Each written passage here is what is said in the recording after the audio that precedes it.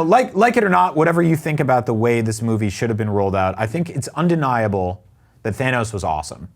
Undeniable. He's probably one of the best villains in Marvel movie history. Which isn't saying a whole lot, because there was the kind of running thing for a while where, Marvel has a villain problem. Yes, that was the sentence that permeated every conversation.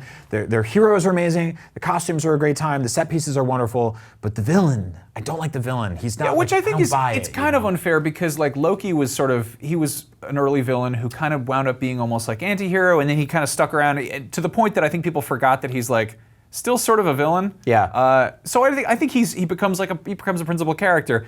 In the case of Thanos, though, that is a villain that they've spent so much time building up. Yeah. And I don't think they have a villain problem anymore, because they've got him. And then of course, like right before him, there was Eric Killmonger, who's I think awesome. He's easily the best in the entire MCU. Like, because he's a character. I think, and same thing with Thanos is this sort of you believe, you almost, and I'm starting to think about this like a lot, like you actually sort of register his motives a little bit as something that not necessarily you agree with, but you're kind of like, I see where you're coming from. Like he wasn't really like, let's destroy the entire universe. He's kind of a shady dude, and he was stealing some stuff here and there. But for the most part, he's like, oh, he wants to run Wakanda his way. Yeah, no, he's kind of got this weird like inverse Batman thing going on, where he's like, oh yeah, I've been gone for a while. I'm back, and I'm going to clean this place up. Yeah. On a geopolitical sense, it's like, okay, well, anyway, then of course there's Hela, who is, I mean, like, I've said this before, but if Cate Blanchett asked me to touch dog poop with my bare hands, I would do it, because she's amazing. And scary. Yeah, and she was just like, I think that they did a good job of sort of tying her into like existing Thor lore. Yeah, and I would say she's the most sort of like Disney princess villain of the bunch. Oh yeah, here. she's definitely got some, what is it, Malevolent? Malevolent, yeah. Malevolent, yeah. I mean, she's, I would say, like the sort of the trio we're going through right now, she is the most sort of traditional, manifestation of pure evil and nefarious and that kind of stuff. It's not really, it's not as black and white. That whole movie motives. is so over the top, though. And then I mean, it's kind of cool to have her sort of almost side by side with Killmonger, because like one is incredibly grounded, and the other one is just like totally ethereal and nonsensical. Yeah, and so these are their last three villains. We'll see what happens. I mean, with prior to that, it was like Ego the Living Planet, which was sort of another conversation. That was not a great villain, but again, like sort of, I feel like Volume 2 of the Guardians was just sort of all over the place in general. Like that was kind of drifting, which it fits the characters. Yeah, that's fine. But moving forward, obviously Thanos is the kind of primary focus right now, and that's so we can establish the villain problem seems fixed for now. Well, it's fixed in that they've kind of like they've tightened things up. But again, they keep getting rid of villains, and presumably they're going to get rid of Thanos. Obviously, we haven't seen Infinity War 5 or whatever. But like, I don't know. He's around. He's doing stuff. So what do they do after that? And it's this escalation problem where like Thanos with one of these is terrifying. He's trying to rule the galaxy and just mess things up on like on a cosmic level. So what do you do after that? Do you have MODOK come out? He's like a floating head. Like there's not really. Do you go bigger? So the problem is also a lot of the really big, like kind of cosmic scale bad guys in Marvel all fall under the Fantastic Four banner. And I think the Marvel Cinematic Universe is kind of running out of villains. Like they're going to start to have to borrow from Fox if they want to keep this going. Of course, there's the whole issue of like Disney buying Fox, and that could be less of an issue than we think. Yeah, so apparently the way that's playing out is it's going to take 1 year for that business deal to finish, and the Disney monopoly will be complete, and the FCC will approve Marvel's ability to bring in characters like the Fantastic Four and Silver Surfer and Wolverine, but that's not happening yet. No. And that's going to take a while. I mean, and they've also said like, we're not thinking about that so far, but at the same time, they have said that they are planning all the way into 2025 with Marvel movies. Yes. So they're thinking ahead. They do this really well. But I mean, you look at like, how do you top Thanos? How do you have something of that level? And I think the really obvious one would be Galactus. Hell yeah. Who is of course he eats planets, which is gross. But he's like, he's a classic, very, Jack Kirby designed Fantastic Four villain.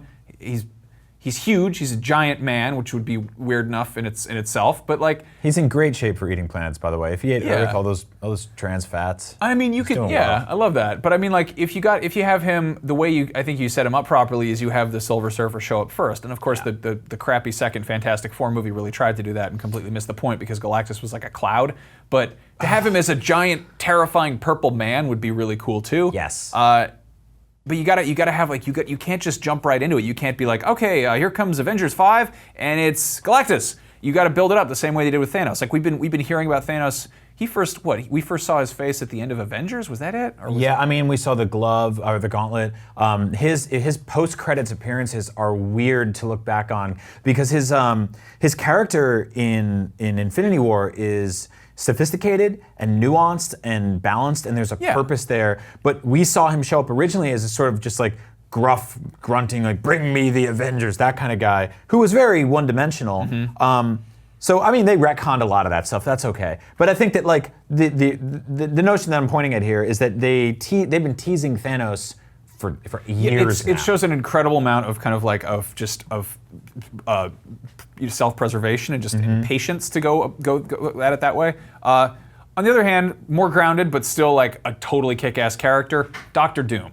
I would put him in the same camp as Loki in that he's like he's occasionally kind of a good guy, but also like he's not a giant man who eats planets. He's like a dude he's kind of like an evil Black Panther in a sense. Like he's the king of or the sovereign of Latveria or whatever. Yep. And he's a wizard kind of. Like he does like weird black magic stuff and hangs out with like fortune tellers, so he could kind of get connected with Doctor Strange in that sense. But at the same time, he also builds robot armies, so it's like kind of matches out with Tony Stark on that front. Again, Doctor Doom is a Fantastic Four character, and Fox currently has in production a Doom movie under Noah Hawley, who's been working on Legion. Right. Which I'm like, I think that could be really good, but at the same time, it's not going to be interconnected. Yeah, let him play with his friends. But Doctor Doom has fought everybody. He fights everybody, and he's awesome. He's so great. He has a green cape. I love him so much. This is what kind of sucks about all this, though, because it's like, I want to see Venom in the next Spider-Man movie, and I can't. Yeah. And I want to see Doctor Doom fight the Avengers, and I can't.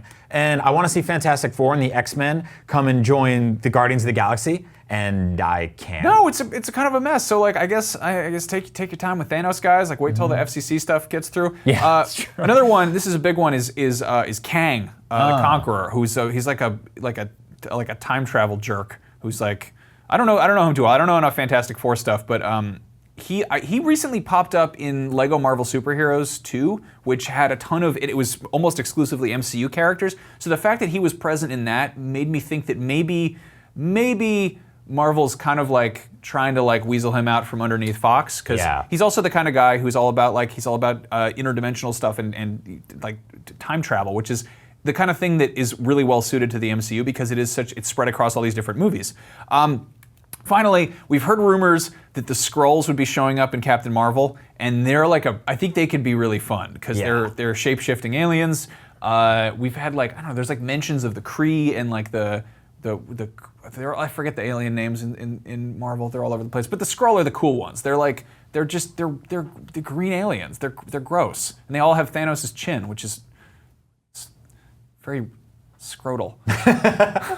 Anyway, so I'm excited to see what happens with the rest of the MCU. I'm excited to see how Infinity War, concludes once they get around to that. And at this point, I'm like pretty hyped on Marvel stuff. They got to figure out what happens next.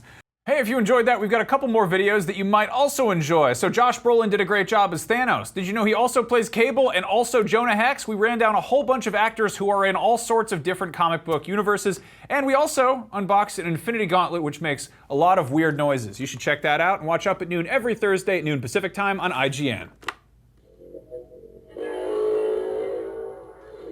It's very loud. Sorry.